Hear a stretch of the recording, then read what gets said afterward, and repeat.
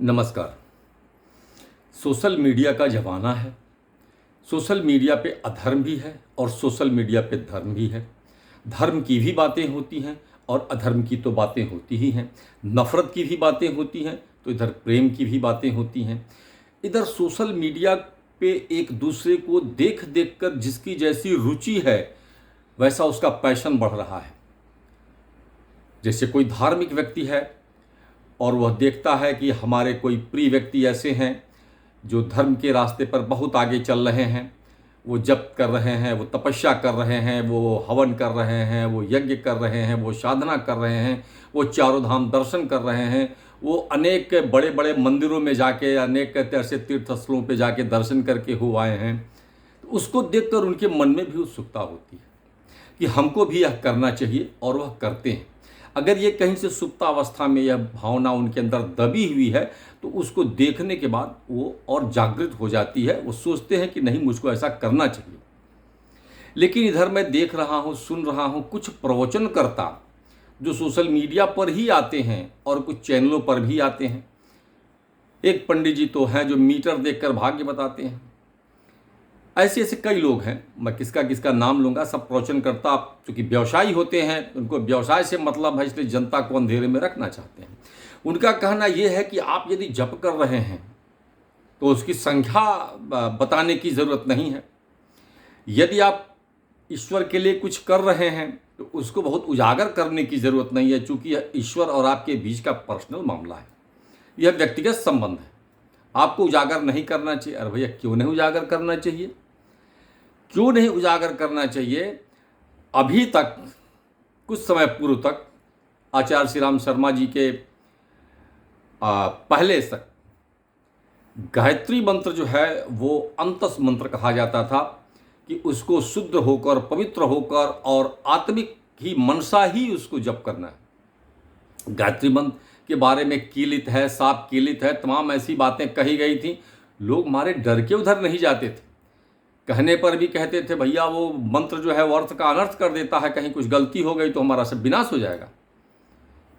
आचार्य जी ने उस मंत्र को इतना सार्वजनिक किया, कैसेट पे चला, बोल के चला, गा के चला, हर तरह से चला और आज अधिकांश जनता, करोड़ों करोड़ों की जनता गायत्री मंत्र का लाभ ले रही है। उसी तरह से हम मंत्र जप को क्यों संख्या में नहीं जोड़ें? संख्या में जोड़ने का अधिकार सिर्फ आपको है कि 1.25 हम महामृत्युंजय कर लेंगे तो आपका संकट टल जाएगा। हम कात्यायनी जप करा देंगे 1.25, 1.5 लाख, 2 लाख, 2.5 लाख तो आपकी पुत्री का विवाह हो जाएगा। ये अधिकार सिर्फ आप ही को है कि आप ही जोड़ सकते हैं। मेरे मान्यवर सभी सार्वजनिक रूप से पंडित जी लोगों से, पुरोहितों से और प्रवचनकर्ताओं से मैं यह निवेदन करना चाहूँगा। एक ब्राह्मण होने के नाते, एक जपी तपी मैं अपने आप को समझता हूँ, या ब्राह्मण होने के नाते मैं आपसे निवेदन यह करता हूँ कि तुलसीदास जी की तरह बनिए। इतना सार्वजनिक कीजिए कि घर घर में यह बात हो जाए कि हमको यह करना है, यह करने से हमको यह लाभ होना है, तो वह करेंगे। लेकिन यदि आप उसको गुप्त रखना चाहते हैं तो गुप्त होते होते हमारे कई प्रकार के जो धर्म की विशेषताएं थी वह लुप्त ही हो गई, वह ज्ञान ही लुप्त हो गया। वह आपके पास भी नहीं, आप कहाँ से देंगे?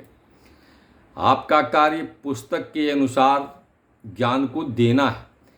जब पुस्तक के अनुसार ज्ञान को नहीं देंगे, अपना व्यूज भी उसमें रखेंगे, तो आपके पास जो व्यूज है वो आपकी सामाजिक क्षमता, वो आपके स्थिति परिस्थिति पर निर्भर करती है। व्यूज ऐसे नहीं आते हैं। एक तपस्वी का व्यूज अलग हो सकता है, एक ज्ञानी का व्यूज अलग हो सकता है, आपकी पारिवारिक स्थिति के अनुसार आपका व्यूज अलग हो सकता है। ये आवश्यक नहीं है कि आप व्यासपीठ पे बैठे हुए हैं तो आप व्यास जी ही हो गए, ऐसा नहीं है। आपके मन में भी चिंताएं चली होंगी, आपके मन में भी बहुत सारी व्यवधान उत्पन्न हुए होंगे और सुनने वाला भी कोई परीक्षित नहीं हो जाएगा।